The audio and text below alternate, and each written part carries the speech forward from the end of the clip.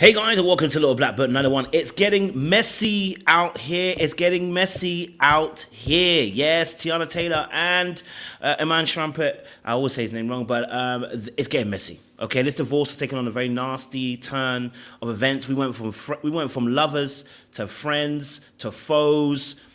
It's not looking good, bruv. Yeah, in 2024, it's not looking good. Now, of course, these situations can get messy because people have agendas within the relationship when it comes to a divorce, i.e., kids, child support, etc. Right? It gets messy real quick. And I think the crazy thing about the situation is that when we started out, it was Teyana Taylor coming out saying, "Hey, look, Iman is my best friend, and he's amazing, and da da da da." And we have had to separate, and we spoke about the fact that we knew her history and how in her history she had a history of defending things, even though she didn't need to defend it, right? So we took into account that maybe she was defending Iman in a particular way because she wanted to make sure. She defended Iman. Maybe she wanted to make sure because, she didn't want to expose him. But in reality, let's be honest, let's be real, let's be clear. This situation is now getting to a point where it's getting a bit toxic, yeah. And it usually does because people have the hidden agenda. So we're gonna break it down. Listen, if you're new to the channel, make sure you guys like, share, subscribe, click on the bell button for notification uploads. Like I said, we like to keep it educational as well as entertaining. So we're gonna break this little thing down for you guys. We're gonna read it and get into it. If you haven't subscribed, make sure you're subscribed to this channel. Again, it says here that I'm gonna read this statement here. Obviously, of course, it was on Jasmine Brand. If you haven't followed them on Instagram, follow them. They're great on there. I get some a lot of information and pop culture from that space. So Jasmine Brand says the ongoing divorce between #Teyana Taylor and Iman Shumpret continues to shed light on some allegations in their marriage. In new court documents, it's new, the songstress reportedly blasted her soon-to-be ex-husband for regularly disregarding the safety of their children. Now let's pause it just there. Because if you know anything about these divorce situations, right, it's not always about the truth. Sometimes it's about the facts, what you can prove. And sometimes it is about maybe the child support, wanting to have more time with the kids. And, because if you really deep it, I think Iman would have a greater financial scope, him being in the NBA at the time, etc., etc. Potentially they would take that into account. But I think also because I think she's fighting for sole custody as well, I think in this instance where he wants joint, and that is also tricky because that can also not just be about the fact that you want sole because of the safety, but in reality sometimes it's about child support. Now I don't think Teyana Taylor would want to do that personally, but I never know. In this generation, you just don't know. People have a lot of different thought process when it comes to these situations. But let's read on. Reportedly, a new court filing saw Teyana Taylor, 33, accuse Iman, 33 also, of several things that suggest he may be unfit to be alone with their two daughters, Junie, 8, and Rue, 3. In one part of the complaint, the 2001 actress reportedly stated that the former NBA player regularly smokes marijuana while he's with the kids and is sometimes under the influence of alcohol. Now, let's pause it right there.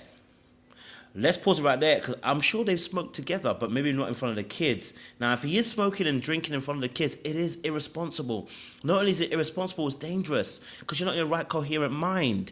I hope this is not true. I hope this is not the reality of his life, because in that situation, yes, you're endangering these kids, but not only are you endangering these kids, but you're causing yourself issues. You're causing yourself issues, right? Because you not being in the right frame of mind, you're not going to make sensible decisions, right? Kids can be in danger, but you can also be in danger, right? And there's just a time and a season for all of this, So I'm not going to say it definitely happened and it definitely did it, but listen, we don't know the full story. And of course, I haven't heard his counterclaim as to regards to that story. Keeping myself neutral. But if it is the case, yeah, bruh, this ain't great. Now, is this a one-off? Or is this a regular behavior? That's the question I want to ask. Was it a one stupid moment where he did something like this and where it's being used against him, which I think would be unfair, right? If it's a one-off. Or is this something that is regular behavior? Now, someone might ask, well, baby, if you knew he was endangering these kids, why the heck are you waiting for so long to get out? You knew the kids' lives were in danger. Why were you not waiting to get out there earlier? Why were you defending him saying he's your best friend when you know your best friend is out here, basically putting your kids into danger? What kind of best friend is that? Someone might ask that, right? Okay, cool. Continue on. She says she also reported that this leads to him to forget to feed the young ones despite them being in a family home. My God, I hope that is not true because the kid's going to be suffering out here. Okay. Goes on to say, additionally, Taylor also reportedly criticized Shumpert's decision making. The Rose in Harlem singer claimed that he once put the children in a rideshare by themselves while they were in Chicago and booked a private driver for himself. Now, this is weird. Number one, because I thought rideshare has a limit in terms of age, so why would he not put the kids in a private car and him go in a rideshare? So I think that's a bit weird to do that. That's really weird to do that himself. The family was reportedly all headed to the United Center at the time, though it was not stated outright by Shumpret, and ultimately made a choice to ride separately.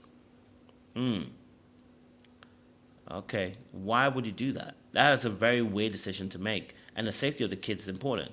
And to be honest, like I said, I thought there's an age limit on who they can take anyway. So I don't know how that would have worked. Was he driving right behind them or something, or what? Did he want to smoke in the car behind or something? Like what's the story behind that? Like I feel like I'm not getting enough details to really make any statement behind that. You get me?